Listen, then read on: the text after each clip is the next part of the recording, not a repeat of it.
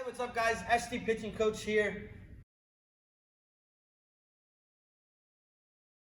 Want to give you a couple tips on throwing without coming inside a facility or going into a bullpen at your high school or college. You need to make sure that, one, you have a plan. A lot of people just want to go out and throw. Hey, I just want to go out and throw. What's the purpose? You need to see yourself progressively get better. And if we're only going out and throwing when it's convenient, then it's not really putting us in a spot to see ourselves progress. So at this point, this time that we get to actually recover a lot, it's a good time to go and work on some things. So focus a little bit on making sure you have a plan on the day. Hey, today I'm going to throw at 90 feet. Tomorrow I'm going to throw at 120 feet.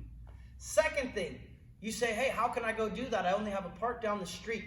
You grab a bucket of balls, and if you have no partner on your iPhone, and everybody has a phone these days, or you grab a measuring tape, you can go measure out the distance of the park.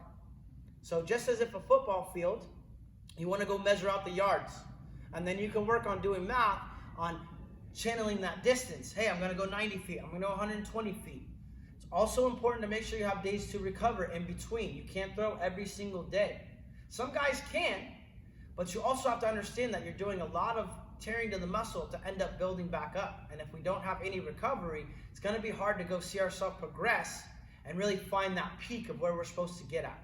So force yourself, just as if you were to do in the weight room, just as if you were to do with any drill, force yourself to progressively build up. Third part about this is to make sure when you're doing catch play, it's really important that you're focused on the right mechanics. Staying down a good line, making sure that your arm is in a good path, making sure that your fingers are on top of the baseball and you're working behind the baseball and through the baseball. If those things aren't important to you, then once you go to a college or you get drafted, it's going to be very difficult for your coach to deal with. And what I mean by that is they're looking for guys that are consistent in muscle memory. And so if you're working on muscle memory consistently in practice, then guess what? That's going to translate in the games. I need to make sure that my guy can hit a guy in the chest whenever he wants to. And at a certain level, you have to make sure that it is important to you to make sure that you're playing catch correctly.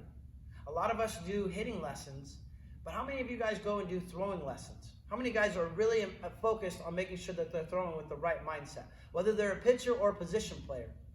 You have to think about how much time you're really focused on taking care of your arm. There aren't very many DHs out there anymore that just are DHs. So focus on making sure that you put yourself in a position to be on the field at all times.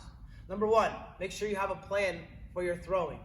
Set up a plan. Make sure you put it outside of your door. If you wake up every single morning, you're going to make sure that you get every single day down.